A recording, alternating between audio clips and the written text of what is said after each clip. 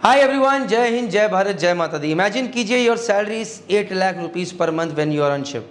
आप ज़मीन पे आते हो, कोई आपको जॉब देता है, बोलता है मैं सिर्फ 50,000 महीने के दूंगा, जॉब करोगे आप? बोलोगे भाई इतना तो मेरी एक दिन की सैलरी है या 2 दिन की सैलरी है, मैं तुम्हारे पास आके क्यों जॉब करूँगा? सॉरी, ज़्यादा से ज़्यादा तुम्हारे पास जॉब पूरे साल जॉब करने से अच्छा है कि मैं 1 महीना भी सेल करके आ जाऊँ, इतने पैसे तो ऐसे ही आ जाएंगे। जी हाँ, this is one of the biggest reasons that maritime colleges के अंदर जब आप जाते हैं फ़ीस ज़्यादा होती है, क्योंकि वहाँ की ऑपरेशनल कॉस्ट ज़्यादा है।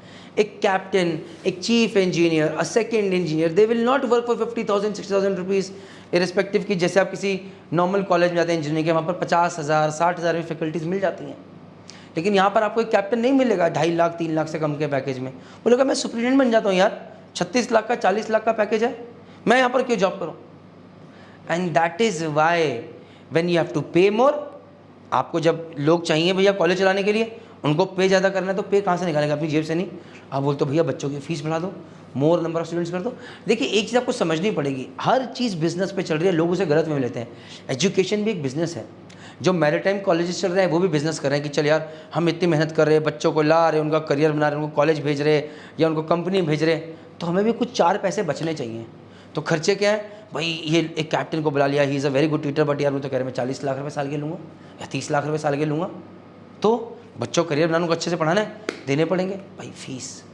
So that is Y one of the reasons कि मैरिटाइम कॉलेज की फ़ीस ज़्यादा होती है। एक मेजर रीज़न ये है। सेकेंड रीज़न ये है कि मैरिटाइम कॉलेजेस के लिए इन्वेस्टमेंट बहुत ज़्यादा है, ये भी एक रीज़न है। आपको पता है आज आपको एक मैरिटाइम कॉलेज खोलना है, कम से कम 55 बीघा ज़मीन चाहिए। 55 बीघा ज़मीन नॉर्मली चाहिए, कम से कम 15 से 20 करोड़ की है। आप एक इंजीनियरिंग का कॉलेज आधे से नहीं, आधे से आधे लैंड में खड़ा कर सकते हो, 8 से 10 बीघा में भी।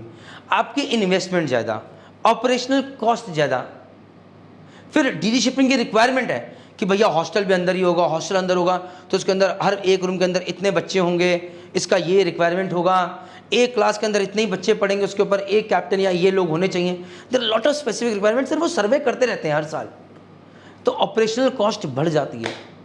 डीडी शिपिंग अपनी जगह सही है कि भैया हम चाहते हैं एक पर्टिकुलर स्टैंडर्ड ताकि हमारे बच्चे जो ट्रेन होके जाएँ वो शिप कंपनीज में जाके अच्छा परफॉर्म करें, तो ताकि और डिमांड आए। शिप ओनर्स बोले हमें इंडियन चाहिए, तो मार्केट बड़ा होगा। कॉलेजेस कहते हैं यार अगर ये रिक्वायरमेंट पूरी करेंगे, हमारी ऑपरेशनल कॉस्ट ज़्यादा है, ऑपरेशनल कॉस्ट ज़्यादा है तो कहाँ से? फीस बढ़ा दो। फीस बढ़ा दी भाई, जय माता दी है। अब फीस बढ़ाई तो बच्चा कहता है फीस कहाँ से दें? तो यहाँ पर education loan is the only thing that can help you, क्योंकि सच्चाई है कि मैरिटाइम कॉलेजेस में आपको फीस कम नहीं मिलेगी। और ये मत सोचिए कि गरीब आदमी नहीं जा सकता है, मैं ऐसे बहुत सारे लोगों को जानता हूँ जो कि बहुत गरीब रहे हैं बट गए हैं, एजुकेशन लोन उनकी हेल्प करी है। मैं अगर एजुकेशन लोन नहीं होता मैं मियाँ कोलकाता में जाके नहीं पढ़ सकता था यार, एक सेमेस्टर के लिए नहीं पढ़ सकता था। एजुकेशन लोन का पूरा जय माता दी कीजिए और आगे बढ़िए। कोई कहता है हाँ डीएनएस के लिए आपको एजुकेशन लोन मिलेगा, बीएससी नॉटिकल साइंस के लिए मिलेगा, बीटेक मरीन इंजीनियरिंग के लिए मिलेगा, इवन जीएमई के लिए मिलेगा अगर आपका पुराना लोन आपने दे रखा है तो कोई दिक्कत नहीं है। जीपी रेटिंग के लिए अगर आपके पास आप 7 एलिमेंट ग्रेट ईस्टर्न या एससीआई ज्वाइन कर रहे हैं, आपके पास कंपनी का स्पॉन्सरशिप लेटर है, तो वहाँ पर भी पूरे चांसेस है कि आपको लोन मिल जाए। तो जो गरीब है अगर वो गरीब नहीं रहना चाहता है उसके लिए अभी तो कुछ चांस लेना पड़ेगा। और यकीन मानिए अगर आप एक अच्छे कॉलेज, एक अच्छी शिपिंग कंपनी में ज्वाइन कर रहे हैं तो it is worth taking every risk. अगर लोन नहीं होता चाहे कुछ भी करना पड़े, बट फिर जाने के लिए पूरी जान लगाइए, क्योंकि अगर मेरे पिताजी ने पूरी जान नहीं लगाई होती तो शायद मैं आज मर्चेंट नेवी में नहीं होता।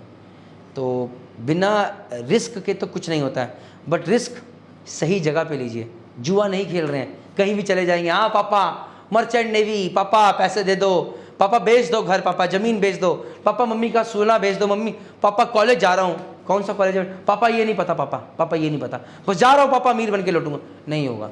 सही कॉलेज, सही shipping company is very very important, और उसके बाद ही रिस्क लीजिएगा तो कामयाबी कदम चूमेगी, बशर्ते आप सही संस्कारों के साथ आगे चलते रहे, मेहनत करते रहे, पढ़ते रहे। अदरवाइज़ आगे भी एग्ज़ाम है, फेल हो जाओगे। जय माता।